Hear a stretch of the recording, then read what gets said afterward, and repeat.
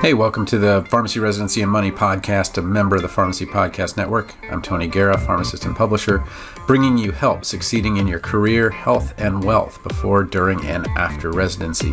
You can sign up for the email list at pharmacyresidencypodcast.com to get your free LOI template or get editing help working one-on-one with me at residency.teachable.com. All right, welcome to the Pharmacy Residency Podcast, member of the Pharmacy Podcast Network. I'm going to share my screen here. And what I wanted to do is I wanted to talk to you a little bit about the upcoming residency season. I know that many people don't get really going until November, but I think that now you've had a couple of APPEs and you got an idea of which ones you're going to have. And a lot of pieces need to come together as you move forward. But the big thing is that many of you have no idea what you really want to do, what you'd really enjoy doing. It seems like, you do one APPE, you're like, oh my gosh, I want to do pediatrics. And then you do another APPE and you're like, oh my gosh, critical care, it's so cool. And then, you do your next one and so on. And what happens is that you end up kind of coming to ASHP kind of wishy-washy. And one of the best things that you can do is to create a letter of intent.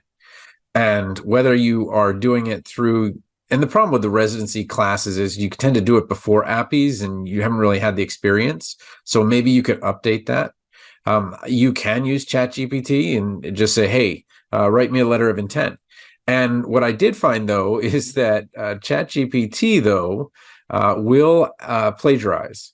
So it will pull from other places, because the very first sentence that ChatGPT, when I said, okay, well, write me a letter of intent, was I want to express my sincere interest in this residency. And maybe it's a starting point, but what Chat does is just kind of pulls from a bunch of different places.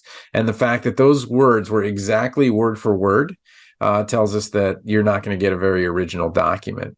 So what I usually do every season, and I started this about 4 or 5 years ago.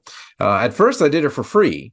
And the thing was that I found that I would, revise it and send it back, but I'd never hear back from the person. And then they'd tell me, hey, I didn't get a residency and this and that. I was like, okay, well, what did you do with it? And then they just kind of copied it. And I was like, oh my gosh, you didn't really kind of go through the process. And so then I created this course, the Extreme LOI Cover Makeover, where, you go through the course. It shows you how to have a template, how to get things done. And then I go in there and I help you create your first letter. And then we move on to the second letter. And I've gotten some pushback from some people like, how can you charge students for something like this? And well, one, if you're talking about your professors, well, you're paying them, and, if they can help you with it, great. Have them help you for free. That would be awesome. But what you're going to usually find is that they'll help you with a CV. But this letter of intent is something that is very difficult to do unless you're in a course. And the other piece is that a lot of times they might have got in despite their letter of intent. So their qualifications were so high that, they got in. But my focus now is because the, acceptance rate is so high, if you get an interview, your, residency acceptance rate is going to be in the 80s. And that's going to go even higher here in a couple of years as we have this kind of graduation cliff where, 1,000 fewer students or so are going to be graduating from pharmacy school, which is great, for everybody's salaries and all that, the pharmacy schools are going down in enrollment, and that, maybe we'll contract and kind of get some of the ones that are charging too much for providing too little. I mean, when you have a school that is going to have a NAPLEX score that's less than 20%, how can you even, there are no words for that. Like, that is just, ridiculous. So, I think it's going to be a good cleansing. I'm not saying close pharmacy schools. I'm saying, hey, let's do a little bit of trimming. We had a rapid expansion, and let's trim those schools that are charging too much and giving too little. But one of the things that it's very tough to get is, you're already asking for a letter of recommendation to like 12 or 14 residencies, and then to get help with this letter. And it's something that I am, qualified for. My undergrad is in English. I was working on an English PhD, ended up going to human computer interaction, but I still have, 30 graduate credits in English and doing this type of thing. And then I've also done, hundreds and hundreds of these. So I know exactly what to do. But what you're really doing now with a letter of intent is, one, you're applying to a place that's going to make sense for your future and those types of things. But the other thing that I think that too few students think about is the quality of life and the amount that you earn and the place that you are in terms of how difficult it is. Like, if I got this residency, it would fit perfectly. But if I get this residency, then I'm just doing a residency. I'm going to be apart from my significant other. It's going to be super expensive. There's going to be an incredible commute going on with that. And I don't know about you guys, but I'm in central Iowa, where we actually have a subsidy for our gas. And our gas is like $4.06 today, which just went up from like $3.30 a couple of days ago. So what we're really trying to do now is, if the acceptance rate to residency is so high, but there is a huge difference between your top choice and the choices that come below it, which it's going to usually be that way. Let's make that, let's do that properly for those 1 or 2 or 3 places where it would really change your life to have that residency rather than another residency. The other part of this is, when we're talking about letters of intent, I think we really don't spend enough time actually trying to do the thing. It seems like I'm just going to write a page about myself. How hard could that be? Well, you're writing a page about yourself and summarizing yourself, but also how good of a match you are. And by actually doing this and writing it out, we're going to have a couple great guests coming up on the Pharmacy Residency podcast. I just did the interview with Jim Dolly, or Dr. Jim Dolly, who is the White Coat Investor. And then Take Him, who is the Financial Tortoise, will also be coming up. Like, why are you talking so much about money? We're going to be residents. Well, what makes it possible for you to finish the residency, to have a good quality of life with your residency, to have a significant other, or be able to even have that relationship with someone, is that you are in the right residency. And it's no secret that 80% of the applications go to 20% of the residencies. So, if you want to get a residency because most residencies that have a great quality of life, have a great graduation rate, have a great experience, are going to be much more difficult to get, much lower than that 85%, then you're going to want professional help. And so if you have somebody at the school that can do it for you, you know what? By all means, have them do it, right? If they can help you, great. But what I found is that this is something that slips through the cracks because of the way that pharmacy school is set up. It's set up for them to be interactive with you, especially at the smaller privates. I find that the student and relationship with the professors and everything is very strong in years 1 to 3. But I think after, this 3rd or 4th APPE, we're in block 4 here in Iowa. After this 4th APPE, you're like, I don't even feel connected to my school, much less my classmates, much less anyone. Like, I'm just done. Like, I'm just out here. And at first it was like, okay, great. I'm going into the world. But now you're like, okay, I don't have that support that I needed. And I certainly don't have time to write these letters and so forth. And so this is something I've professionally done. But some people are like, oh, $95, that's a little bit tough. So Teachable has this new thing now where you can do a referral. And so if you go down to any course curriculum in my 4 courses, I only have 4 now. I just I'll help you with the letter of intent. I'll help you with the resume. I will help you with pharmacology, and I will help you with the interview. That's it. Maybe phase 2. I'll probably keep the phase 2 one up, even though there was a ton of blowback that phase 2. Look. If you want somebody to get this done in 24 hours or less, well, I have to explain it to my family. And I also I'm sending the money to my kids' college fund. So it's probably going to go to a pharmacy school somewhere anyway. But if you decide that you want to go in with somebody and you refer somebody, you would get 25% off, but also, well, you get 25% back. And then they would also get a 25% discount. So bringing it somewhere under $75 or something like that, which for 2 revisions is unbelievably reasonable. If you've looked around to see people helping with resumes, that's in the like $200 to $300 range. I charge $95. I only do this because I found that it's just like if a patient doesn't pay for their medication, they don't care about it. If you don't pay for this experience, you're not going to go through it and take it seriously. And I'm telling you, nothing can change things more than getting to the right residency. It is just night and day, the experiences that people have had. The other thing is that people really these students, they just don't want to deal with it. And if it's like, okay, I spent $300,000 on school, but there's no way I'm spending $95 on doing this piece of paper, which could be 1/3 of the residency application process. It's a third LOI, it's a third interview, and it's a third resume. And again, it's not just the resume, but what's on it. But that's the big thing, is that you really want to get this all together. Okay. All right. So last piece here, I just want to introduce you to those people that will be coming on. I know that many of you are thinking about student loans and things like that. And I'm telling you, you want to get all that set up before you go to residency and figure out what you're doing.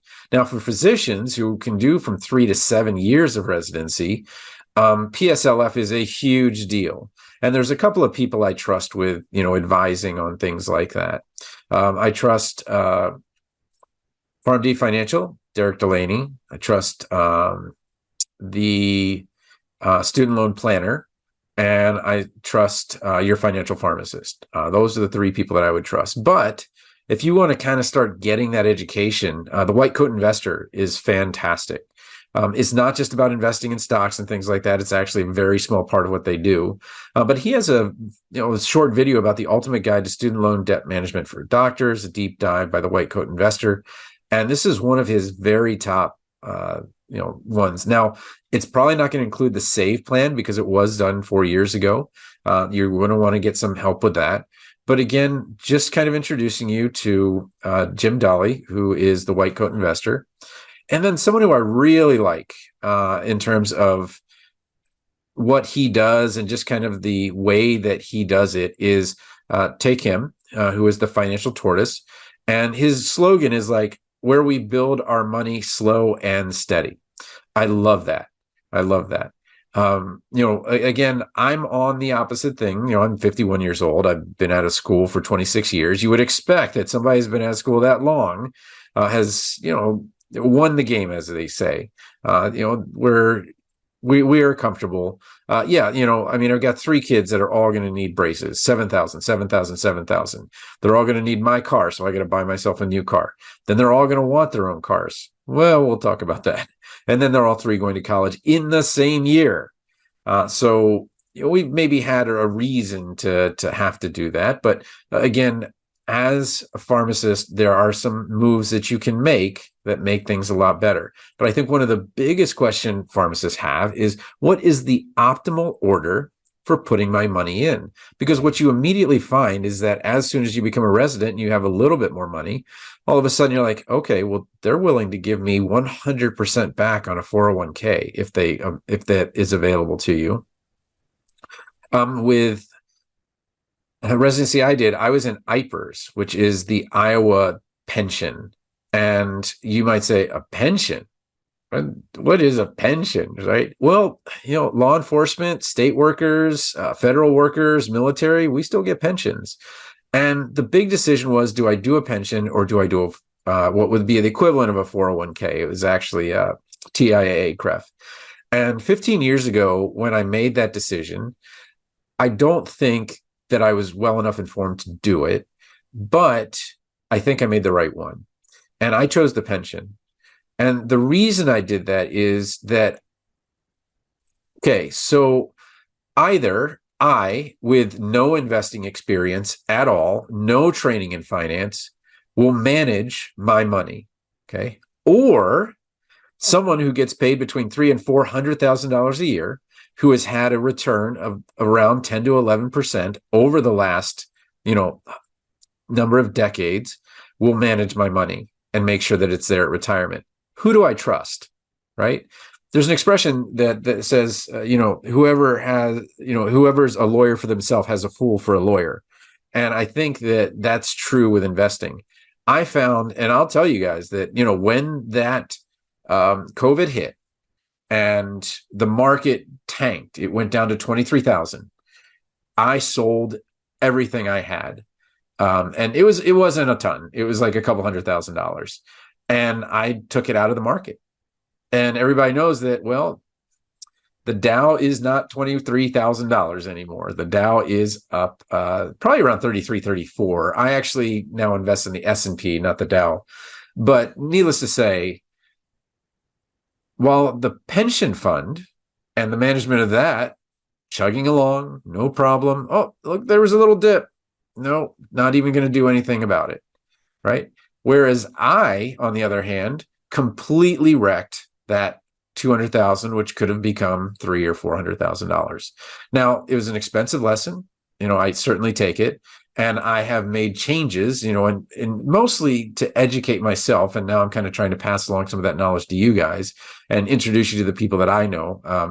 Again, I interview them here, and that's really kind of been the focus recently, because I think that, as you're kind of getting into student loans and, the student loan forgiveness didn't go through and you have all of these options, it really becomes the messy middle. And another kind of group that I follow is the Money Guy Show. And they talk about the messy middle.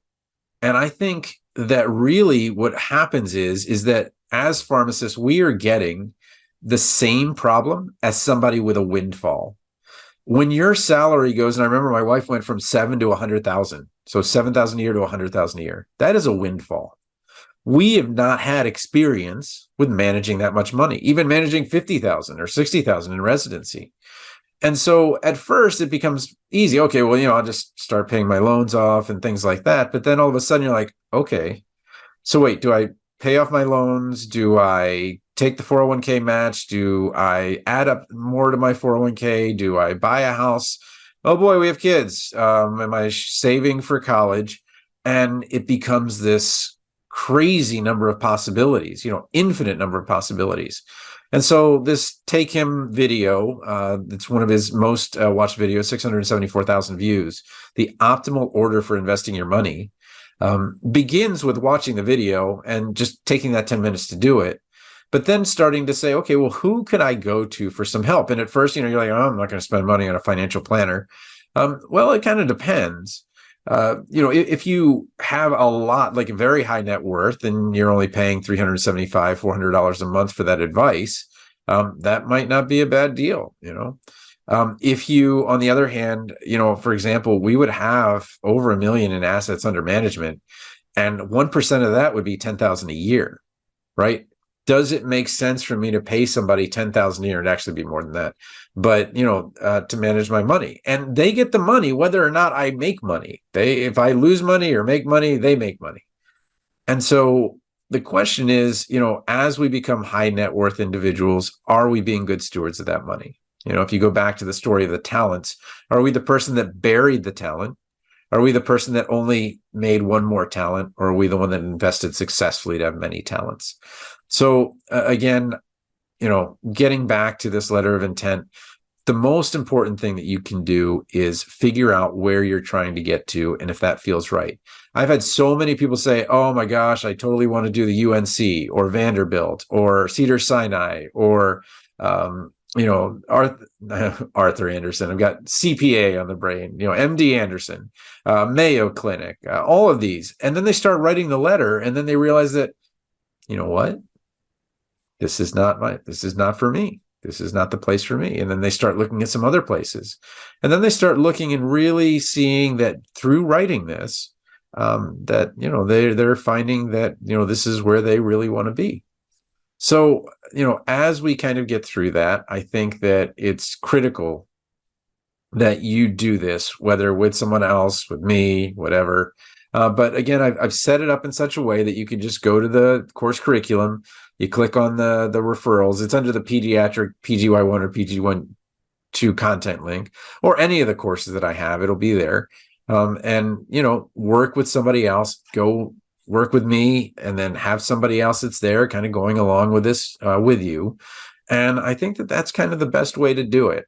I'm going to limit this really.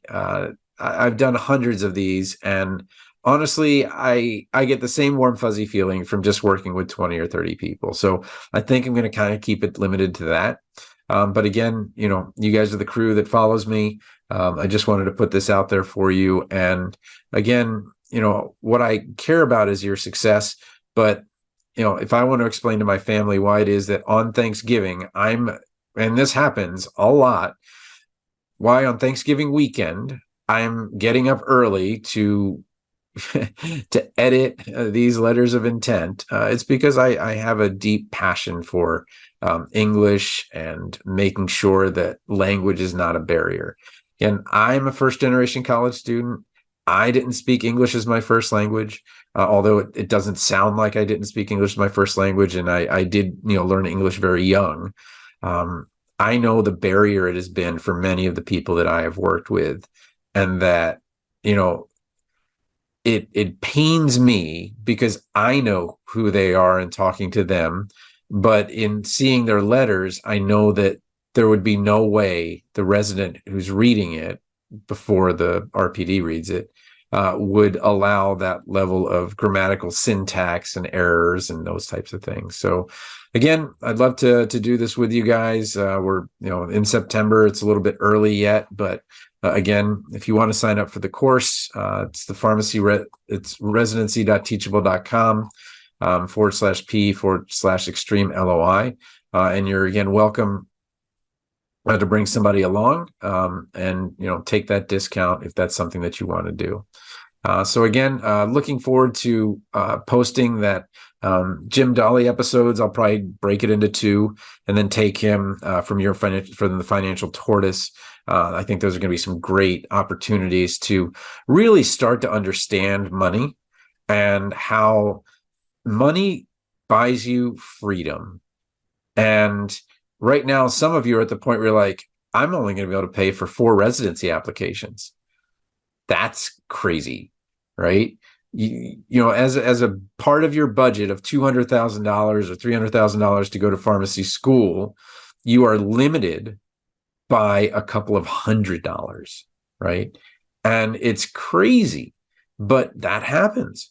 And so as we kind of go through this journey over the next couple of months, I really don't do as many episodes. I feel like my 500 episodes have been certainly an adequate library of things that you need. But I do want you to succeed. So if you got questions, TonyThePharmacist@gmail.com, but check it out, residency.teachable.com. Let's start the residency season. Let's go.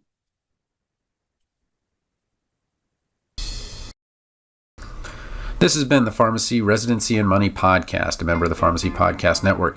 You might want to check out our available residency audiobooks at pharmacyresidencypodcast.com /books, or you can get your first book free if you've never been on Audible before. You can work one-on-one with me to get a better residency that will better suit your career, health, and wealth at residency.teachable.com. Feel free to send an invite to Tony PharmD on LinkedIn or email me at tonythepharmacist@gmail.com. Music was by Policy.